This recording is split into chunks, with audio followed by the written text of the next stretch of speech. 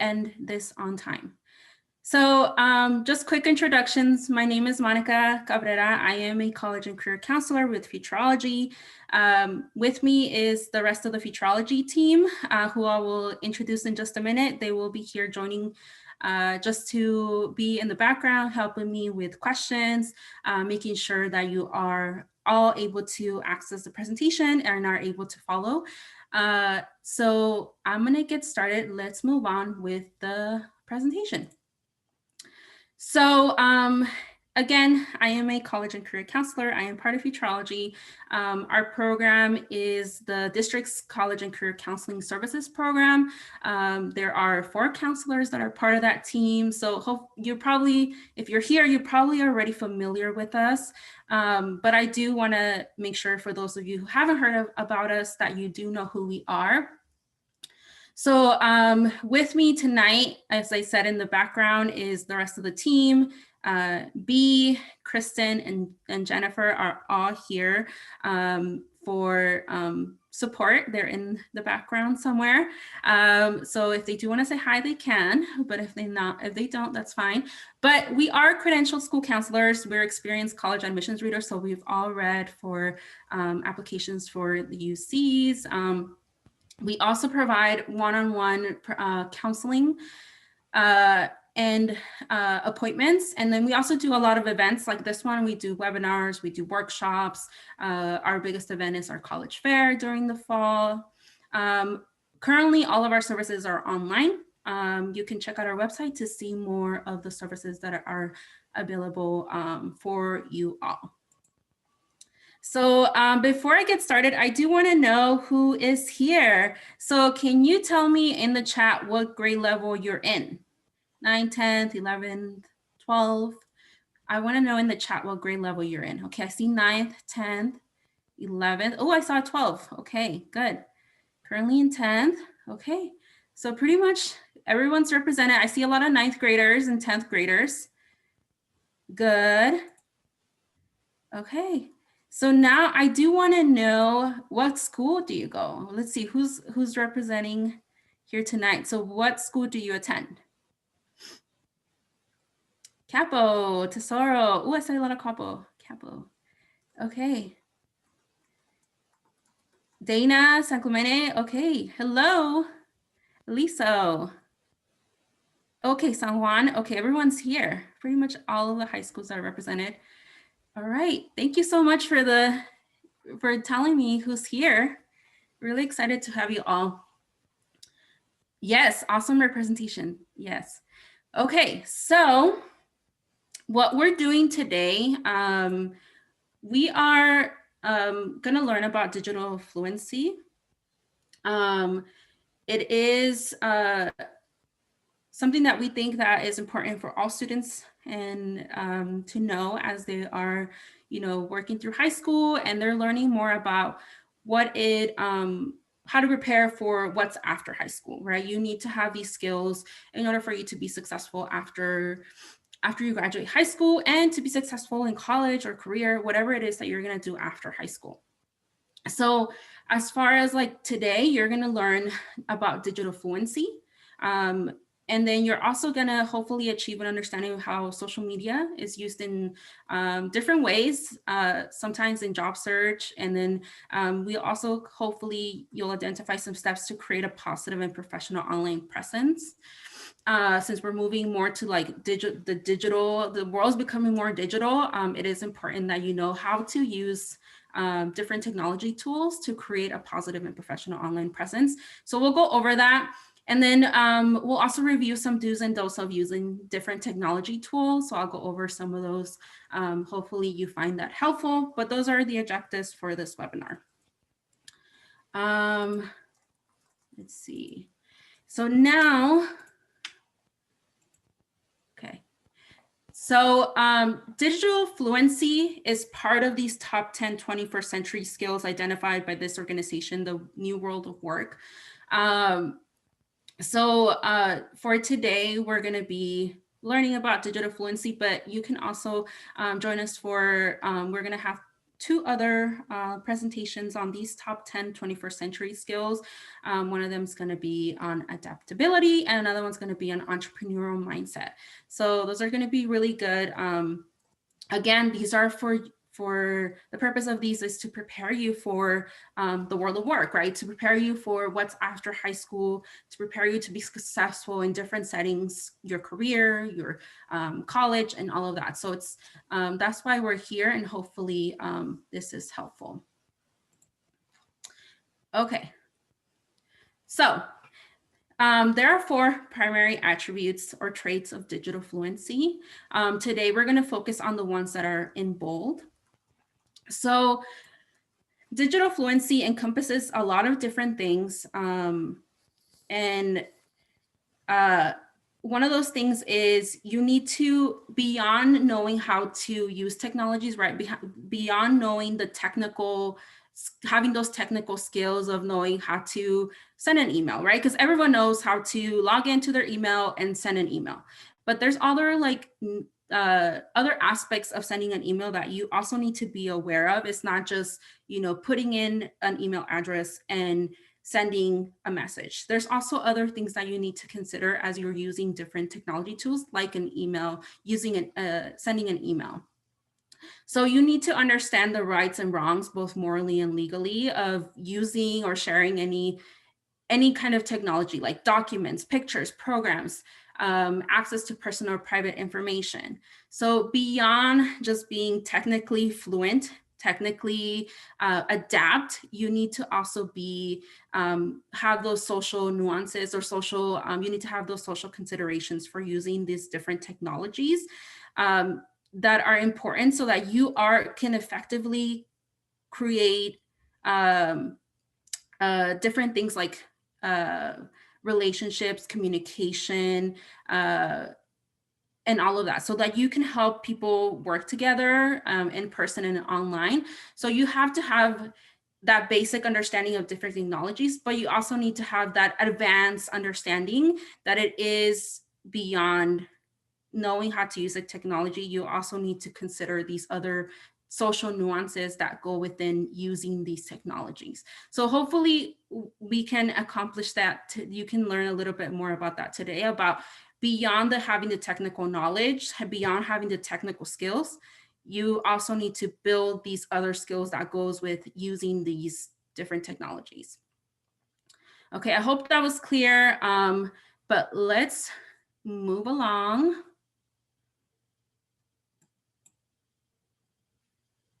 Okay, so part of being having digital fluency is knowing what is private and what is public, right? So again, having that social awareness, that social knowledge of knowing that you need to be aware that whatever you're putting online can also become public, right? What you think might be private could also become public. So here are some tips on how to navigate different technologies and knowing how to what to expect when or what to consider as you're reviewing different, let's say, websites or different technologies. So for example, looking for that little icon, the lock icon, when you go into a website. Look for that little SSL lock icon to make sure that that web address is secure. I don't know if many people knew that, but sometimes a lot of websites are not secure if they don't have that little lock. So, and then posting overly specific location in your posts on social media or something like that, that could also kind of jeopardize whether your information is public or private. So plagiarizing is also an important thing to consider as you're being a practicing digital fluency, because it could be illegal, right? Knowing what's right and wrong is part of digital fluency. So you need to kind of consider that as you're posting different things, that a lot of those things also plagiarizing could also play a part in that. An example is like, Getty Images there's Getty Images out there. And if you post an image that's owned by Getty, but you didn't actually buy the rights for those, you could be charged huge fines. So again, not just knowing that you could post a picture on social media, that's something that a lot of people know, but having the other knowledge of knowing the other knowledge that these technologies, you need to use them responsibly to make sure that that you are not jeopardizing yourself legally or any other way, right? And the reason for all this is because technology is advancing. It is everywhere. There's a huge growth in technology and social media platforms.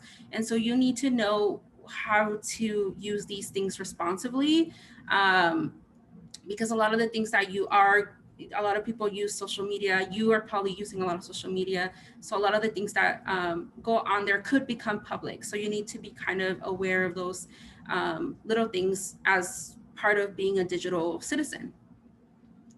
So let's keep going.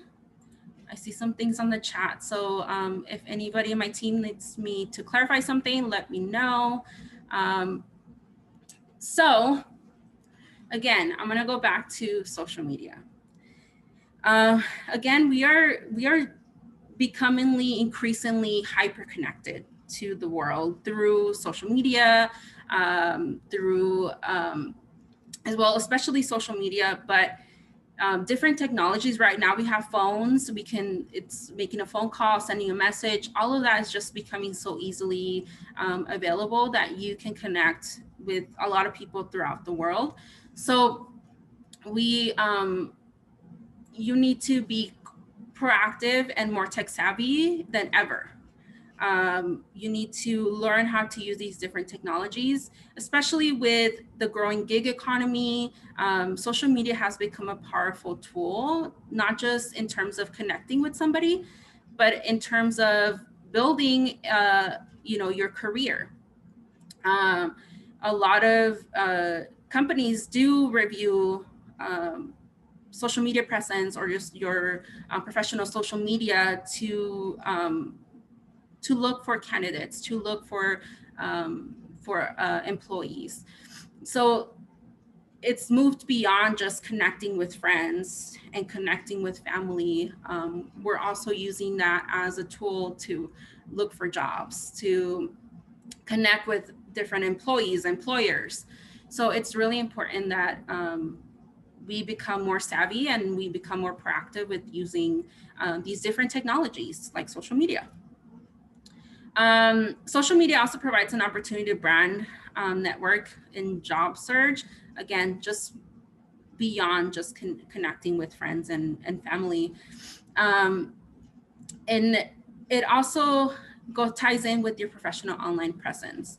So it does provide more information for employers, right? Beyond your resume or beyond your application for the job. This could be another way for employers, or it is already a way for employers to look for to look for candidates, right? To review their candidates for jobs. And then I think I pretty much said this, right? Now it's increasingly becoming the norm that employers are going to be looking at your social media. They're going to review that as part of their hiring process and recruiting process. So again, that's why beyond just knowing how to use these technologies, these different social media platforms, you need to know like how to use it responsibly. What are the social nuances? What are the social skills you need to have to use these and know when and how to use them, knowing what's right and what's wrong in using these technologies. Okay, and so here's an example. I see some chat, so let me see if, okay, we're all good. Okay, so here's some examples of how to use this technology of social media. So again, being digitally fluent or having digital fluency is knowing how to use these technologies effectively, proactively. So as we know now, employers more now than ever are looking at social media or using social media to recruit, to review applicants. So it's important for you to use that as a tool for you to move your career along. Um, so here's just an example from Instagram. You can search for jobs using hashtags. You can also, here's a company, TerraCycle, that I personally uh, have seen on their social media, right? I found that on the job posts hashtag. And so they're looking for marketing associates. So what you can do with social media, again, beyond just posting about your life, you can also follow specific companies, specific things that you're interested in, and find different positions. For example, this company is using their social media platform to target the the audience that they have on their social media. They know that the people who follow them already are on board with their messaging, are already on board with their mission. They're already like them. So they're going to look for people there because they know that those people are likely very would be interested in joining their team. So that's one way to use social media, a technology, to look for careers or market yourself, build your professional social media platform or your social presence.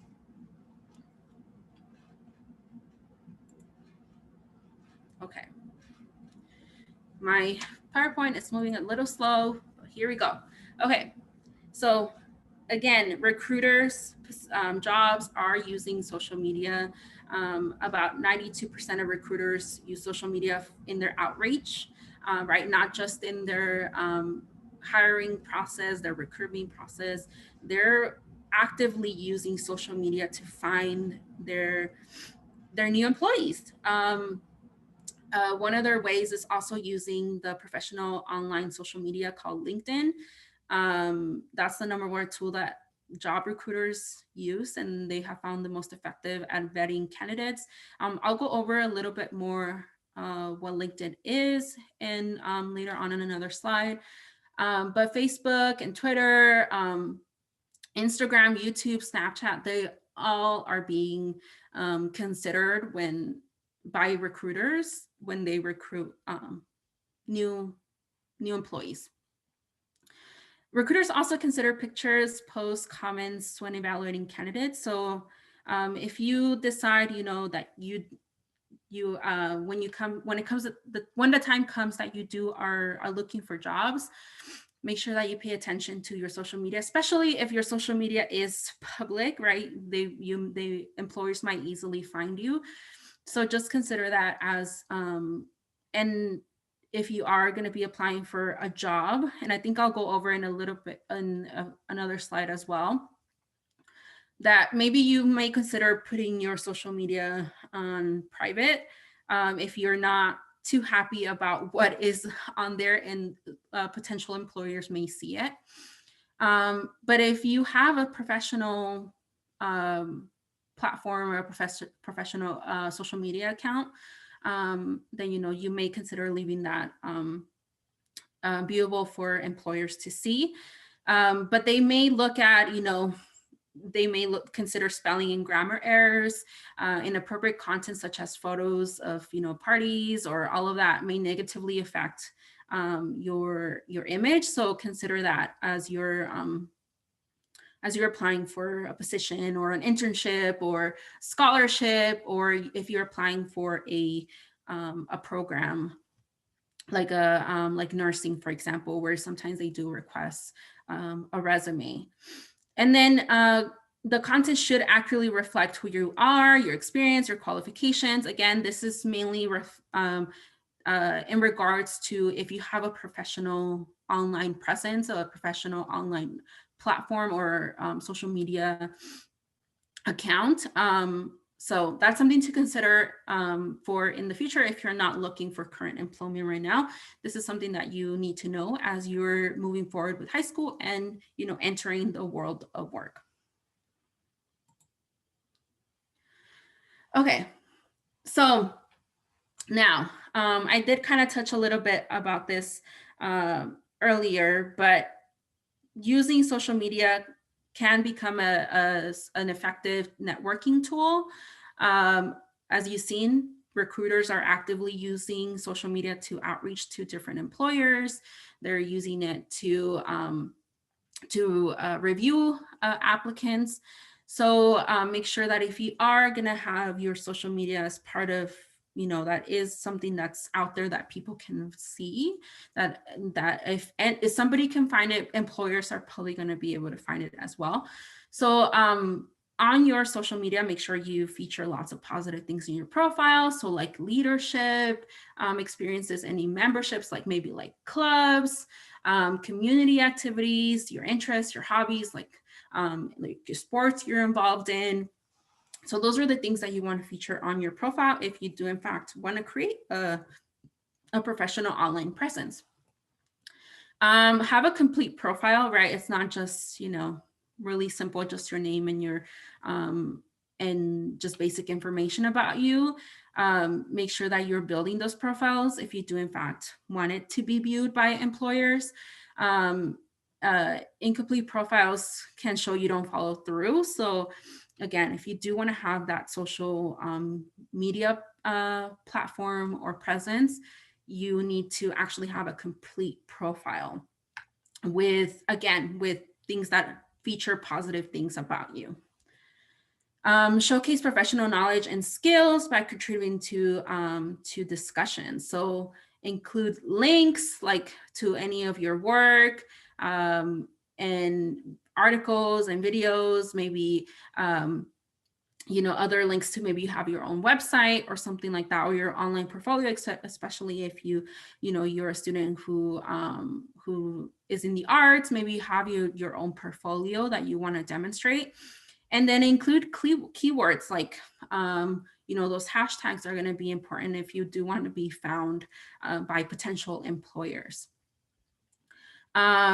And then be active too. Again, it goes in hand with having a complete profile, that you do want to build that profile. You want to be connecting with people. You want to follow some employers as well, or potential specific institutions or companies, or organizations that you're interested in.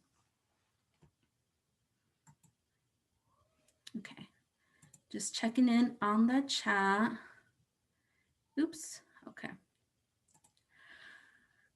All right, so let's talk about LinkedIn. Okay, so I see a question. Let me answer it because it might get lost in the chat. So would not having any social media hurt you from being considered for a job? No, it is being considered, but it's not something that's required for jobs. It's just because, again, we're becoming so digital that employers do have that, they assume that most people will have an online presence. So they will kind of be looking at that to also review applicants. But if you don't want to have your social media being considered, you can set it as private. But also, no, it's not necessary for being considered for a job. If your account is private, you can keep it at private. You don't have to, you can change it to public if, like I said, if you want employers or institutions or whatever it is that you're applying to find you.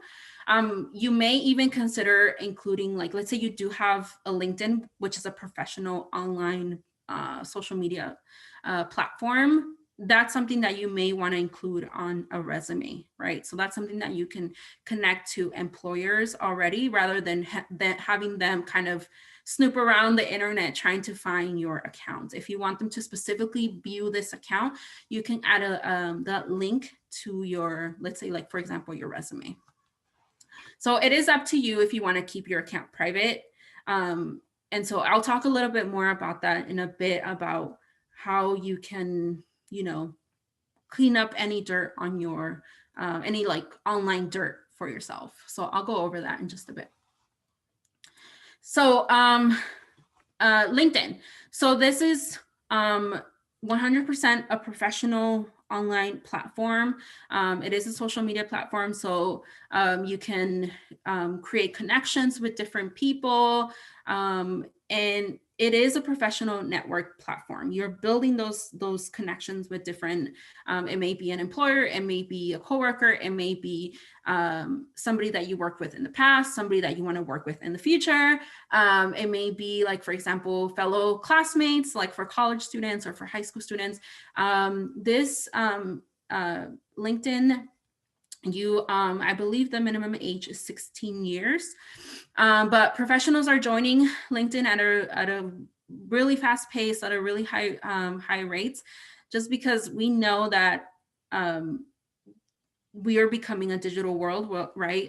That is, we're increasingly becoming more digital. So employees and employers know that that's how we're building those connections. That's how people are being reviewed, is that they're also being reviewed online. So people do create a professional online platform using LinkedIn.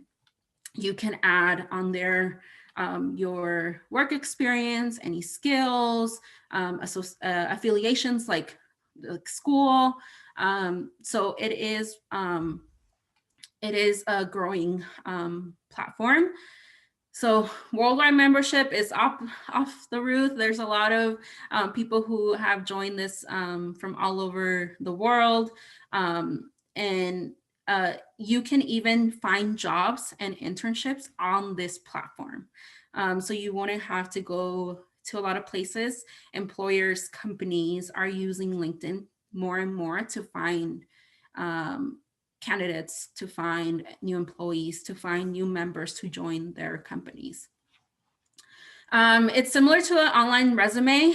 Again, like I said, you put in your experience, your skills, where you went to school, or where you're going to school. But it also allows users to create and maintain a professional online presence by displaying all these different things, and you can actually connect with different people. You can chat with different people. You can see people's new positions, people's there's a lot of things that you can see on there, like demonstrating people are demonstrating their achievements on there. This networking platform also gives users the opportunity to connect with, like I said, colleagues. You can join groups, associations, and just learn a lot of different information. And you can follow companies as well here and research more about them, and find different opportunities like internships and jobs. Let me check in. Okay, so I see a question. Do you recommend creating a profile in high school? You can start creating, especially if you want to look for internship opportunities. You can definitely start doing that now. I would highly recommend it, especially if you're a senior. You can start doing that now. You can start connecting with future classmates. So for example, like if you go to a college or university, you can see if any of your classmates are on there as well. So I would recommend probably doing it later on, like junior or senior year, as you're looking for more and more jobs or internships. I think LinkedIn can help with that a lot. Any of my colleagues want to add anything on there? I do. This is B, one of the other counselors, and you know, Jennifer asked about creating the LinkedIn profile. We have a resume webinar coming up, and that might be a really good event for you to go to start thinking about the content of your LinkedIn profile. You might not have job experience, but you certainly have other experience as a high school student, and using the information that you get from the resume webinar will be a great start for you to start thinking about how to formulate your LinkedIn profile. So that might be a good next step for you. Yes, thank you, B. Yeah, and I'll go over the details about this amazing, wonderful event that we're doing with the resume webinar. I'll go over that towards the end because I do want to see you all again. So let's keep moving along. Okay, let's see. All right, so part of this being digital fluent, knowing digital fluency, is that you need to be aware of what's out there, right? What is your online reputation? What is your digital footprint? So my question to you all, and you don't have to out yourself and tell me, but have any of you performed a Google search on yourself, right? Have you Googled your name and seen what comes up? You can try it now. I won't judge you. You can see what pops up, but you may find it interesting what you see on there. You may see that there's nothing there, so you're good to go. But maybe you need to be more specific, right? You need to take it a step further and add city and state. So that's something that you need to you need to do, is figuring out your online reputation, figuring out what is out there about you that potential employers or other people might see and find about you. And so you need, yeah, I'm seeing the chat, sorry. Addresses, okay, yeah, maybe, yeah, okay. Yeah, so some of you have done a Google search of yourselves. Yeah, if you don't do it right now, maybe that's part of your homework later on, is doing a Google search and seeing what you find. But remember, like, using these online tools, like a lot of information can come out and that you're not even aware of. So so it is important that you do a little digging about yourself just to see what potential employers might see, and seeing what you find. So I want to give you some tips though, about how you can clean up some of your digital dirt, or clean up your digital footprint. So do an additional search on Yahoo and Bing just to see if you find anything new on those as well. But now what you can do to kind of clean that up is set your social networking profile to private. Now, I don't know how you students who are joining us tonight feel about having your profile on private or public, but it's best to keep it at private just so you can protect some of your information, right? If you want to keep it on public, that's up to you, but we recommend that, you set your social networking profile to private, especially during a job search, right? As I mentioned earlier, if you do have something on there that you don't want potential employers or anyone else to see it, then set your online profile to private. Excuse me. And then only post things that you would not mind talking about in interviews. So if you do have it in public, you decide to keep it in public, only post things that you wouldn't really mind if somebody brings it up during a job interview or another type of interview for like an internship or a scholarship, right? So you want to kind of keep that in mind, that if you do have your social media on public, it could mean that somebody is looking at it. For your resume, use your middle initial, right? Don't be too specific. If you do have a middle name, don't include all your full name. And other job search related documents, so like your references, something like that, don't put your complete full legal name if you do have a middle name.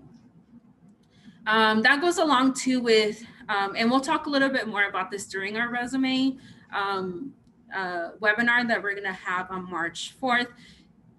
Don't include all your whole address on your resume unless specifically asked to, just because, again, that you want to keep your location private as well.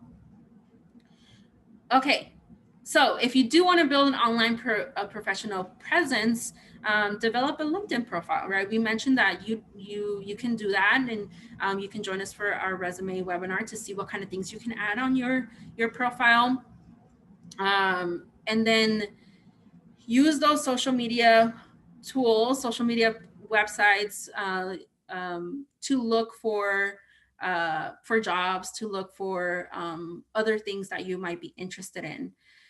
And then you can comment on blogs and articles if you feel like, that can also potentially help you with finding new opportunities.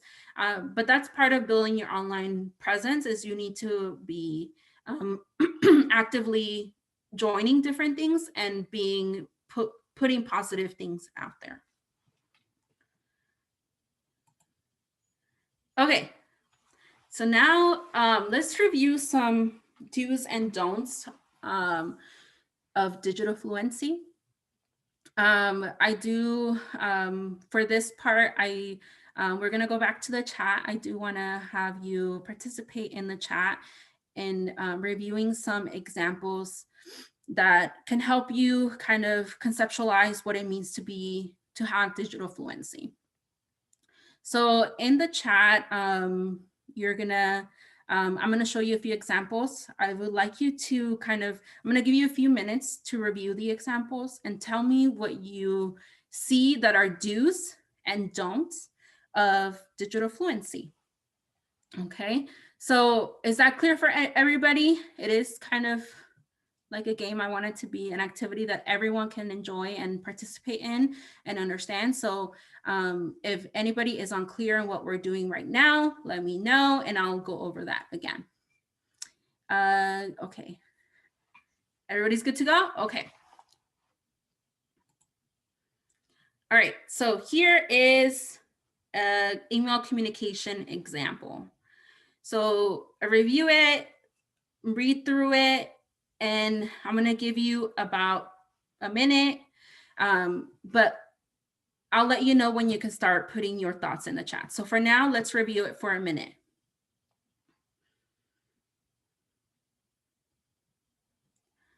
Okay, and as you're reviewing it, think about what are some do's and don'ts with this email. So what do you see that this looks right? And what do you see that, needs some work and you need to reconsider?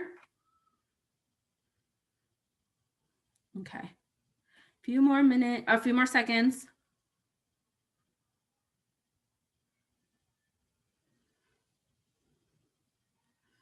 Okay, all right. I think you all had a chance to review it. So in the chat, put in some do's and don'ts of digital fluency that you see on this email. So what are some things that you see that could could mean that you're not using this tool effectively, that you're not thinking about the social nuances, the social considerations as you're sending an email? Okay, I see no addressing, bad subjects, spelling errors, being informal. Okay, improper grammar, sounds more like a text instead of an email. Yes. Okay, yeah, okay. Do write your name fully when you address who you are. Yes. No to and from, no thank you. Yeah, very informal. Okay. No hi, no hello, Mr. Miss needs manners. Okay. Yeah, okay. So you pretty much all caught on what is going on with this email. So first one that I don't know if somebody said it, I didn't think I catched it because y'all were pretty active in the chat. So thank you for that. Yes, you are all paying attention. So first of all, I think part of the social nuance is also like noticing using technologies effectively is also knowing what your email address looks like. So this particular person, this is a student. Yes, this particular student sent me an email with this name, right? I made up this name actually. This is not an actual student. But this is their email address is Mr. Math Genius. So I would actually, think that this is not a professional email address, and I am a counselor, so I wouldn't hold it too much against the particular student who would email me using this email address.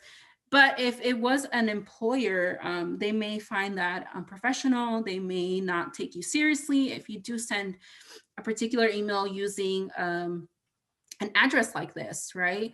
So remember to keep the email address professional. A good rule of thumb is to use your last name and your first name initial, and then, at Yahoo or at Gmail or whatever it is that you're using.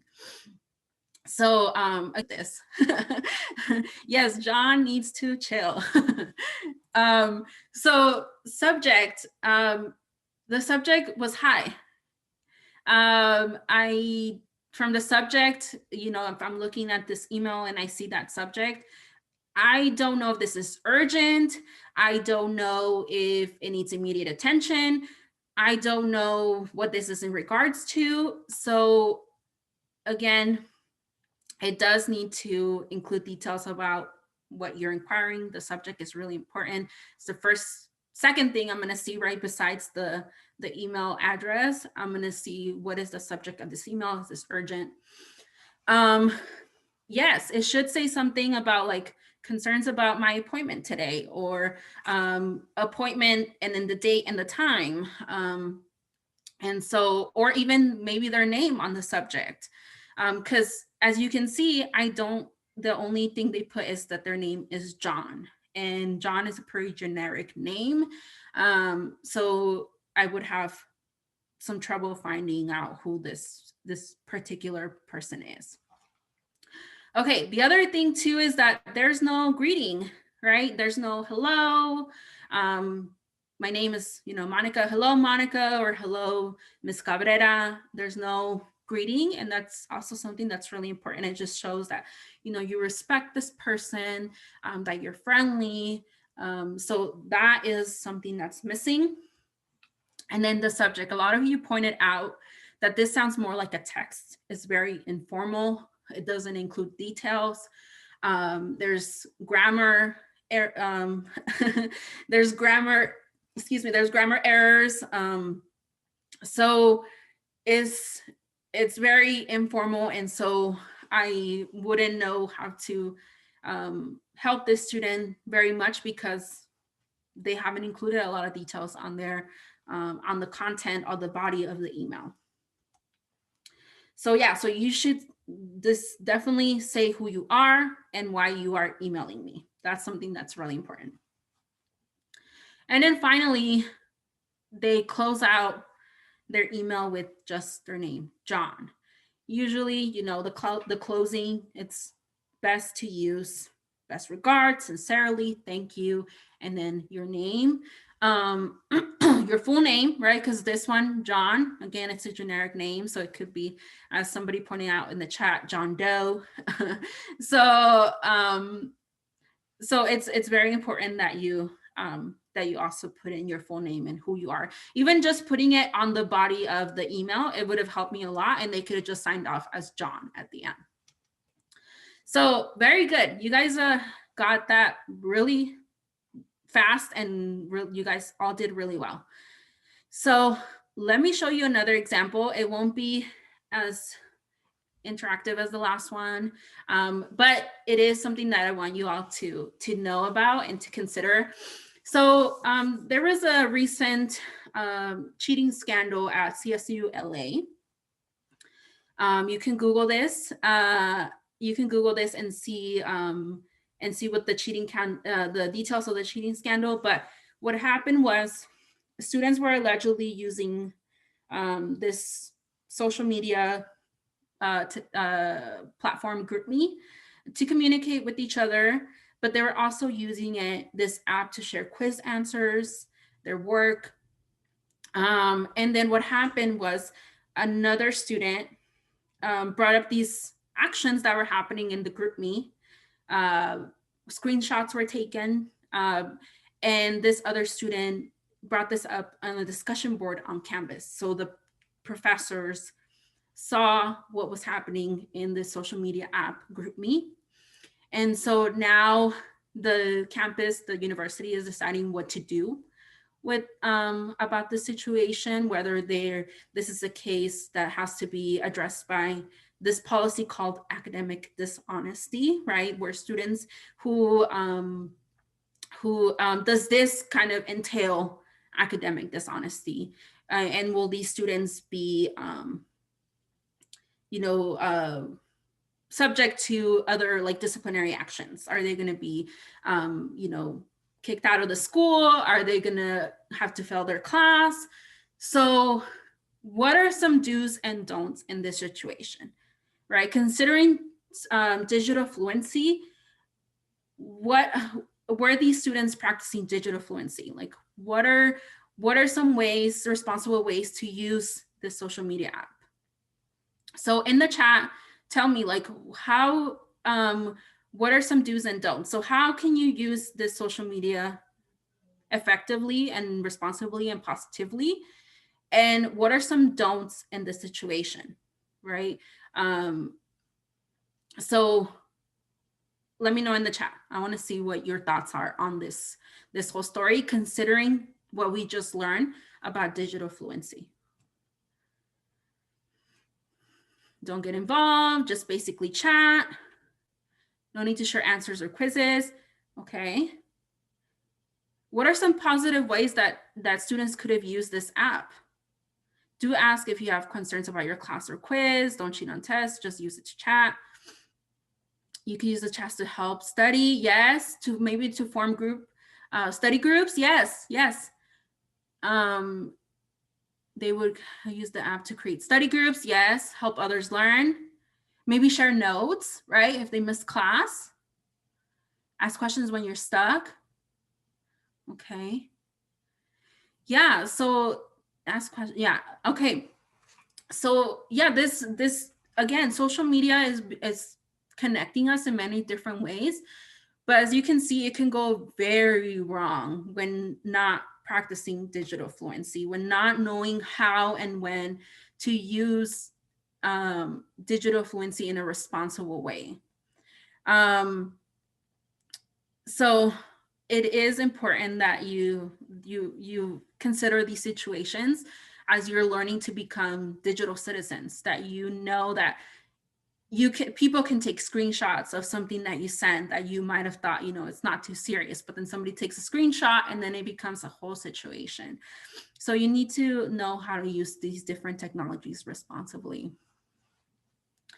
Yes, make sure you're okay with anything yes, because anything you text or share can be used. It could become public, right? What you think is private may become public. So really good, everybody. Really good observations. Okay, last one. So this is a sample resume from Joe. Joe has added his resume to his LinkedIn account. He is on LinkedIn. He joined LinkedIn. And so his account is set to public. He wants employers to find him. He wants potential companies or connections to see his account and say, maybe offer him an opportunity to hire him or something. So can you identify some do's and don'ts on Joe's resume? So as you're looking at his resume, is there anything that you see that would be a concern for you in terms of thinking about digital fluency? Like what's out there? What you put publicly what you put out there could also jeopardize like your location or something like that. So is there anything here that you notice that that are do's and don'ts? Yeah, he misspelled for and forgot a period. Okay. Punctuation is a definite don't. Okay. Anything else? Oops.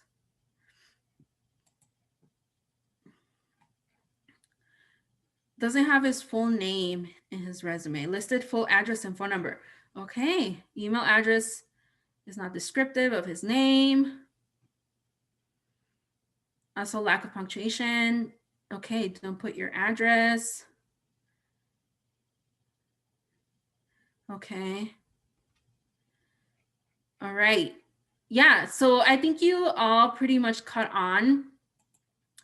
is that the address is a big issue, since Joe has posted on this social media platform, professional social media platform, LinkedIn, his full resume with his full address. Over millions of people now have access to Joe's address. So that's a big don't.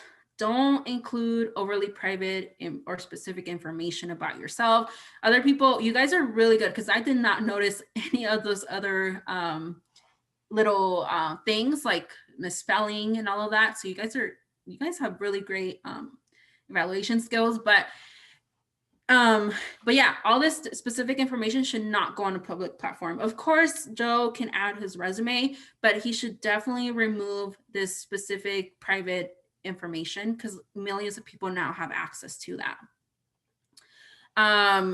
So do include basic information like your phone and email. That's okay. Maybe even just your email is fine, because now this is on LinkedIn, so they can get in touch with you on LinkedIn as well. So let's keep going. So that's the end. I hope you all enjoy that. I think you all pretty much got what digital fluency means. I see a couple of questions in the chat, so I will come back to those. I want to wrap this up. Let me see. Okay, so there's more information. So now we're almost at the end. We might end up early, we'll see, but please stick around. We have a few more things that I do want to share. So the next steps is to review and practice. I know all of you did really great, so I think you all pretty much got what digital fluency means, but if you still are confused or you want to learn more, here are some resources. There is a short digital fluency course put on by the New World of Work organization, who provided all this amazing content and information. So I am going to be sharing this PowerPoint with you so that you can access and click on all these links. There's also all these videos that you can watch to learn more about digital fluency, how to use technologies effectively and safely. And then also I'll provide more resources about LinkedIn, since some of you are interested in that. But I will share this PowerPoint with you all. Okay, I do also want to highlight that we do have 2 more webinars on 21st century skills. Remember, there are top 10 21st century skills that are really important for you to be successful in, the next step in being part of the world of work, going into college, all of that. So it's really important that you also join us for the other ones. We're going to be doing 2 more, one on entrepreneurial mindset and another one on adaptability. You can register on our website.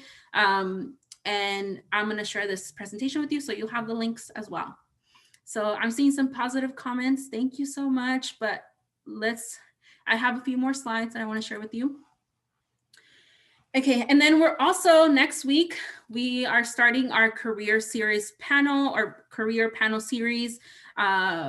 These are webinars, and we're going to have some really great, amazing, awesome people that are going to join us to talk about their different careers and their specific fields. So next week, we do have 3 amazing, wonderful people who have volunteered to join us and talk about their e-commerce business and talk about their experiences with their career. So I would, you're all invited to join us for that. You can also register on our website. And as you can see, we have some really awesome people who are going to join us next week on Thursday. And then, but we also have some other ones on entrepreneurship, and then also on hospitality for the coming months. So, and lastly, this is the last event I'm going to share with you all. We do have a career success sequence event. So these are, again, to develop those career skills. And this is when we're going to be doing, our first one is on developing your resume. So that one is coming up on March 4th. All of you, all 9th through 12th grade students are able to join us for the resume webinar on March 4th. We also have one on building your interviewing skills. And then we have professional mock interviews to wrap up this career success sequence. Our last one, professional mock interviews, is open to 11th and 12th graders only. So keep that in mind, but all grade levels are invited to the other two. Okay.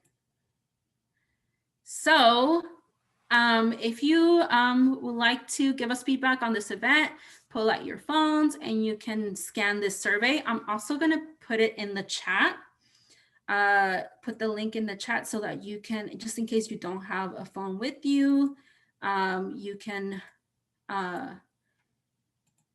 do it on your device that you're using now. Okay, so give me 1 second. Let me copy the link. So we're almost at the end. So here is the feedback survey. Please complete it and give us your thoughts on today's events. We would really like to hear how we can improve our services, and give us, if you liked it, give us some positive thoughts, or if you have any other feedback, please let us know. Again, we just want to know how to improve our programs and making sure that we are addressing all your needs. So please give us some feedback. And then I think that brings us to Q&A.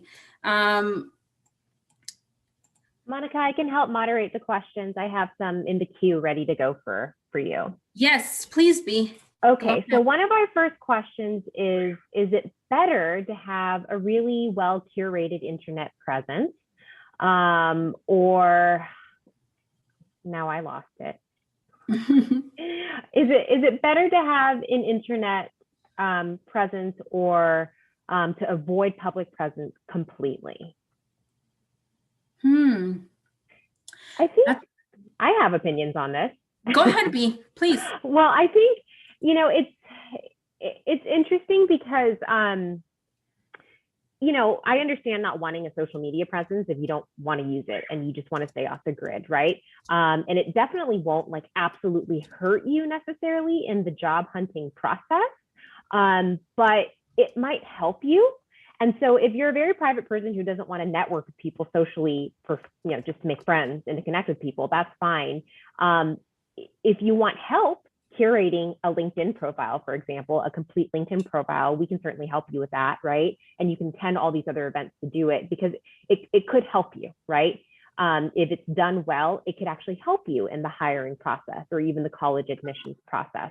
And you'll find as you guys are applying to colleges, that in a lot of these college applications, they will ask you for things like, I believe it's like your ZME profile, right? Which is another social networking platform.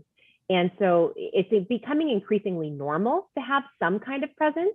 And if you're insecure about starting it or have questions about that, you can always schedule an appointment with us to talk about curating that overall profile. But I think there are certainly benefits to having a well-curated profile, like just a single one. Yeah, yes to all of that. I completely agree. And also it is going to take some work for you to build that professional online presence. So, you know, that's something that you want to consider too, that it is an extra step, but a lot of employers are looking for that now. So it may help you in many ways as we are becoming more digital. And so please send in your questions in the chat. And if you don't have any questions, you can, you're free to go, but we're going to stick around for the next 15 minutes, since we have 15 minutes to answer any questions. But so thank you. Oh, sorry, Monica. Yeah, no, fine. I was just saying, thank you all for joining us tonight. If you have to go, it was really, we were a wonderful audience. Thank you for participating. But if you don't have any questions, you're free to go. But if you have questions, put them in the chat. I'm sorry, B, go ahead. So another question that Sophie had for you was, What happens if you have a private social media account? When it comes time for colleges or jobs to review social media, is it better to make your account public?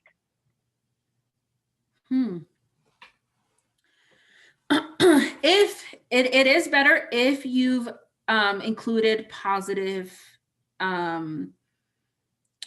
specific things on there, right? It would be good for you to include that if it would be good for you to have it in as a public account. So, but if it's not going to contribute positively to your reputation or consideration, then I would probably leave it as private. If it has specifically been curated to be a professional online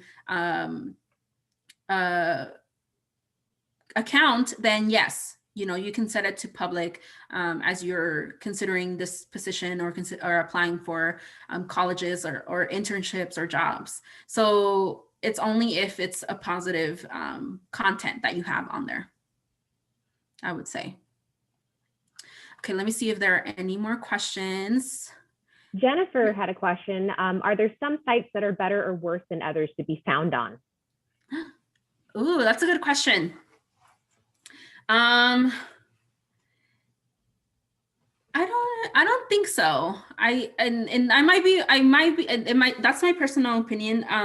I think as long as the content that's out there is positive and contributes to a positive reputation about you, I think it would be fine. I don't think it's necessarily like if they find it in maybe like a dating app, that might be different. But if it's like on your Instagram rather than like your LinkedIn account, but the content's very similar, right? It's both professional, very positive, then I don't think it would be like any less if they find that information on Instagram.